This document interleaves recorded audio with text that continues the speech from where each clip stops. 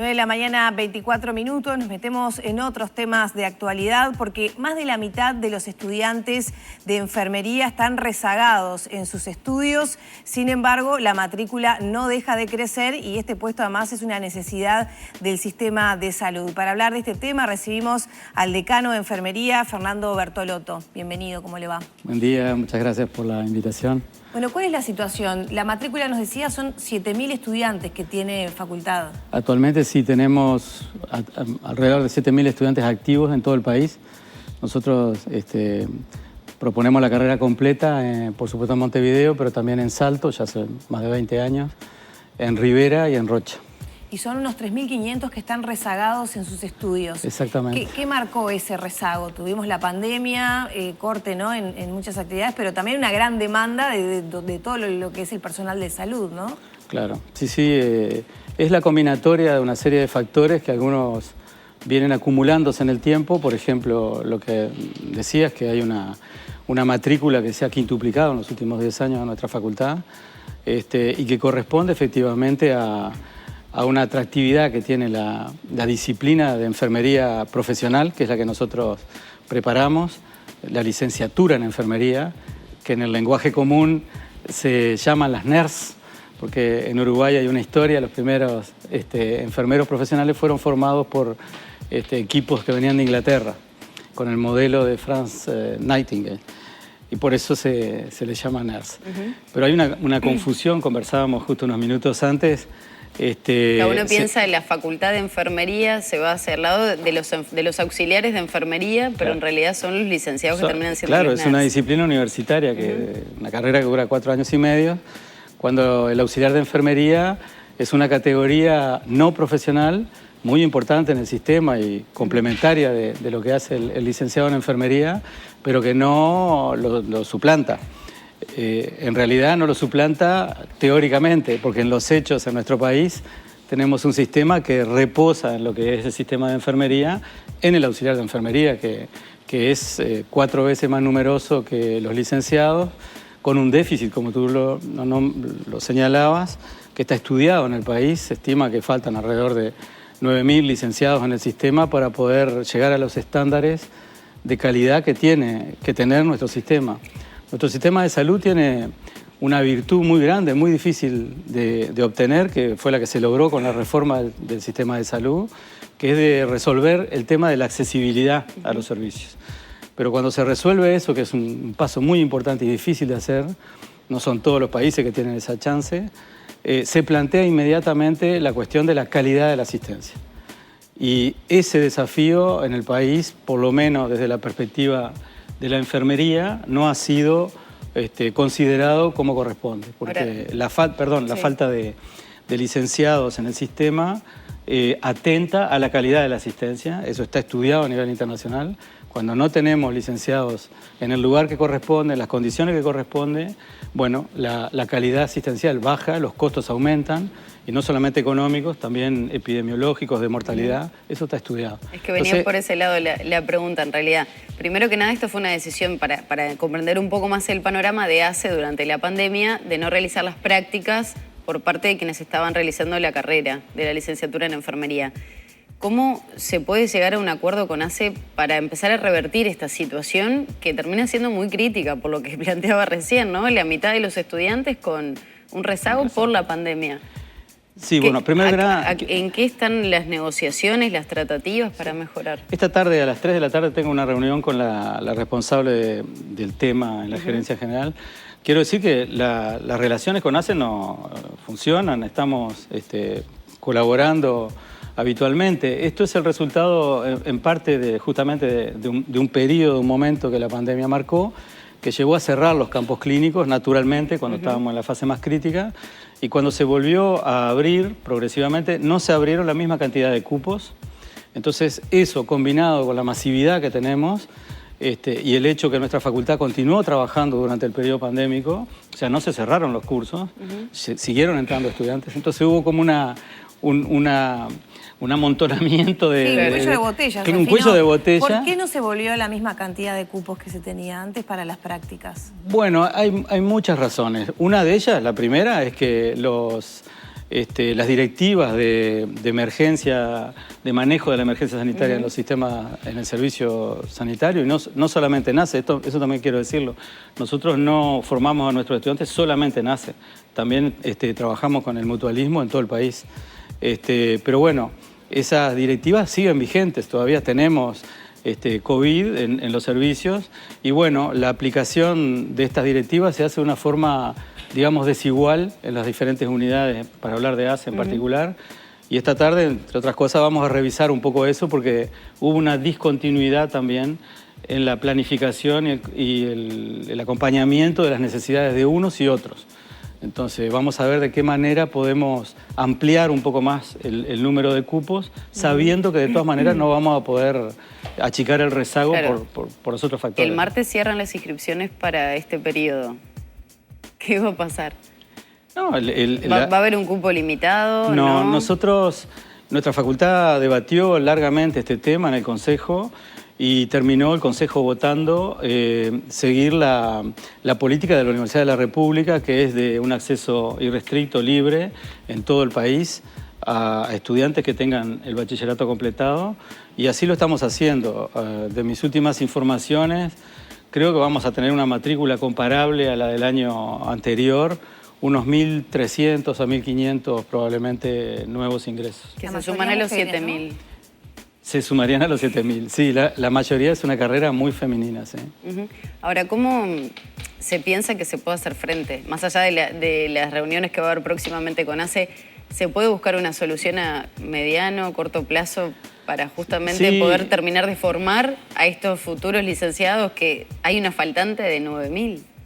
Bueno, ahí estamos hablando de dos cosas, ¿no? Una cosa es el proceso de formación del recurso humano, y acá con los problemas que estamos teniendo, nosotros estamos haciendo magia a veces para poder asumir la responsabilidad. Todo el equipo, tanto docente como no docente de nuestra facultad, está comprometido con esto, y hemos hecho muchas cosas. En particular la pandemia también nos llevó a innovar en las técnicas educativas, en particular con la simulación, por ejemplo, que nos ha ayudado mucho. Queremos ampliar los campos clínicos, como decimos, pero otro cuello de botella que tiene la universidad es su presupuesto. Nosotros vemos, como decía, quintuplicó la matrícula, pero nuestro presupuesto sigue igual.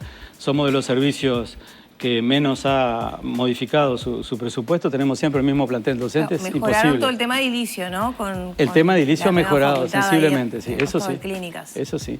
Entonces decía, reducir el rezago pasa por un proceso de ajuste, y bueno, de todas maneras hay una parte que es incomprensible. Nosotros sabemos, y lo hemos dicho a los estudiantes, que hay algo que nos escapa, tenemos un límite, entonces sabemos que esto va a venir con un atraso para algunas generaciones. No es nuevo en la historia de la enfermería, ya ha sucedido en el pasado, pero bueno, lo estamos manejando, y en colaboración con el cuerpo estudiantil.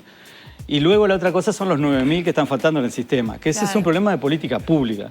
Eso es una decisión política. ¿Cómo se condice esta realidad de rezago, de dificultades, de no acompañamiento presupuestal a la realidad de la demanda de la carrera? Sin embargo, uno ve que mucha gente estudia enfermería, mejor dicho, auxiliar de enfermería, y que es una buena salida laboral relativamente rápida y profesional para poder desempeñarse. Sí, yo creo que ahí tenemos un problema cultural y educativo en cuanto a lo que se entiende respecto a esta problemática, ¿verdad? Entender el campo de la salud simplemente, entre comillas, como un espacio de desarrollo económico y de empleo es muy insuficiente para contemplar la importancia del tema. Porque el campo de la salud no es un mercado en el cual compramos y vendemos cosas. Se trata de la gente, de la salud de la gente. Y si nosotros lo encaramos en esos términos, nos olvidamos de la calidad, que es lo que necesitamos para poder atender a esas necesidades. Lo que nosotros hacemos es ocuparnos de la gente muchas veces en situación de vulnerabilidad, insuficientemente en situación de salud para preservarlo. Tenemos un sistema que está focalizado en la enfermedad, en la reparación. Eso es costosísimo y no responde, creo yo, ni a los intereses de cada uno de nosotros, ni tampoco a los intereses de una política pública de salud digna de ese nombre.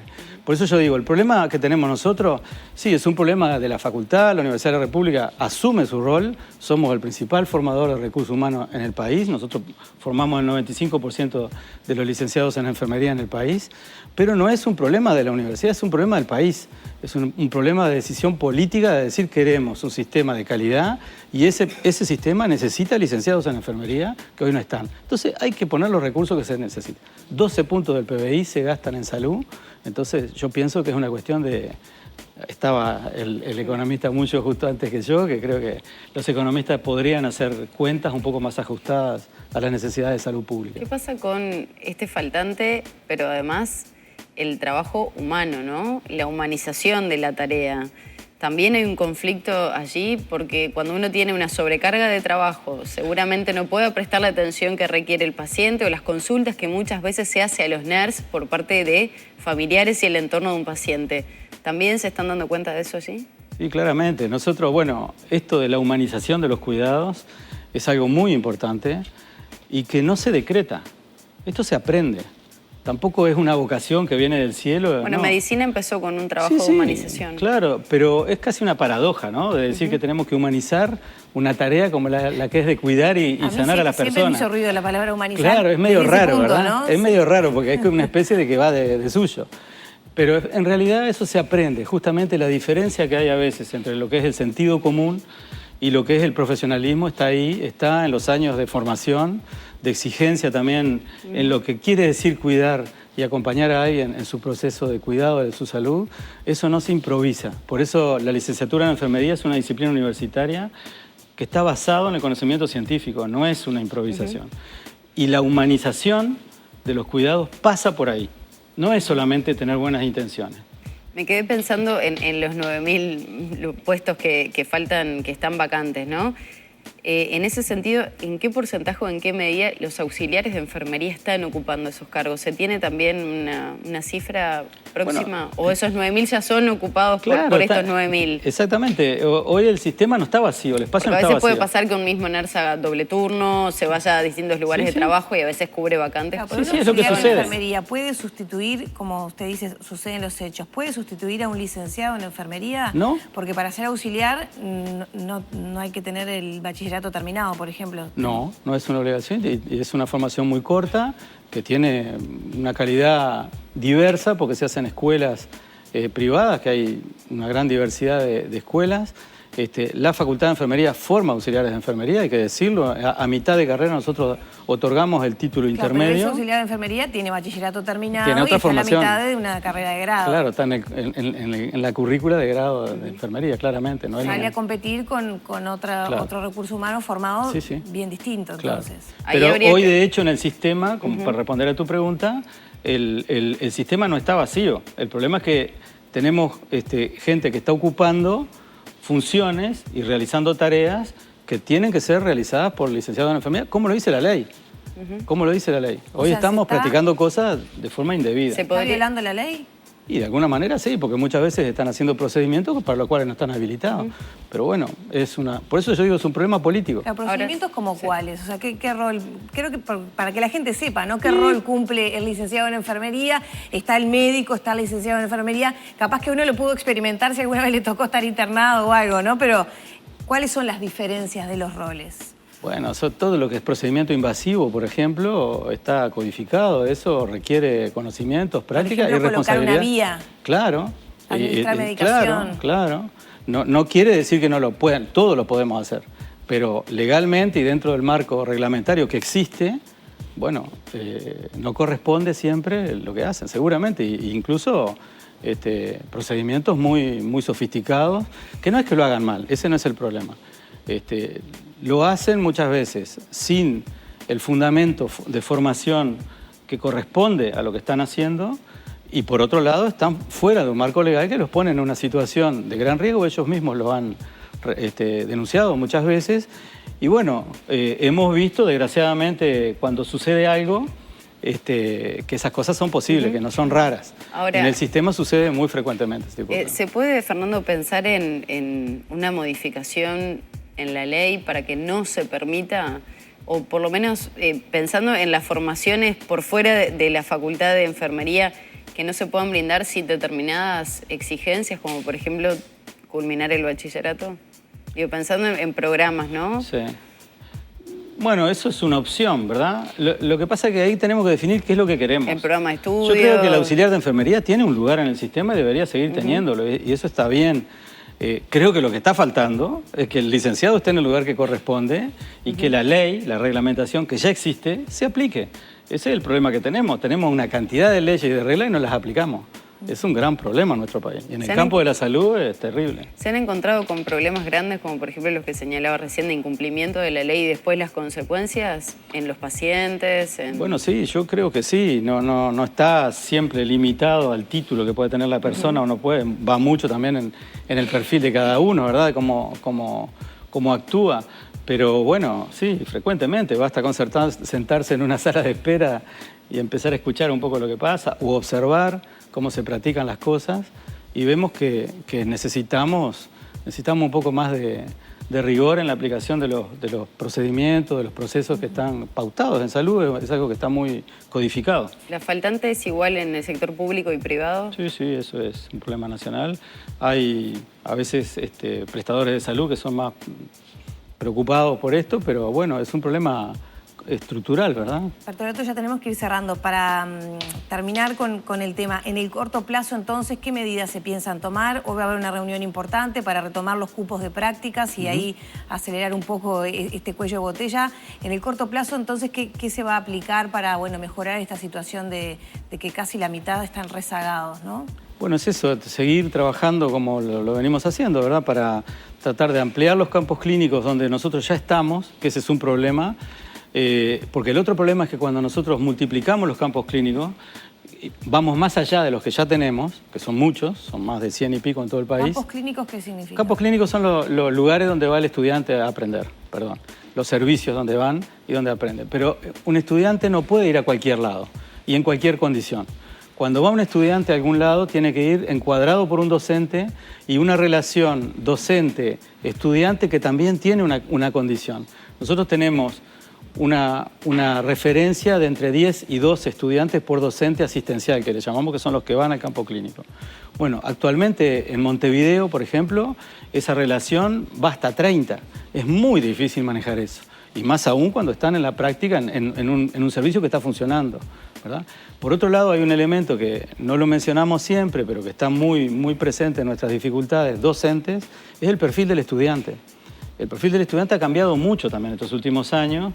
Es un estudiante que tiene un perfil mucho más complejo para poder ir adoptando las enseñanzas, los aprendizajes que nosotros le tenemos que mandar. Y eso exige una relación mucho más personalizada, exige más tiempo. Entonces, cuando nosotros nos enfrentamos a eso o queremos multiplicar los campos clínicos, queremos hacer más, necesitamos más horas docentes. Y ahí tenemos el problema del presupuesto. Bueno, muchas gracias. Seguiremos de cerca esta situación. 9 de la mañana, 42 minutos. Cerramos por aquí la entrevista con el decano de Enfermería, Fernando Bertolotto.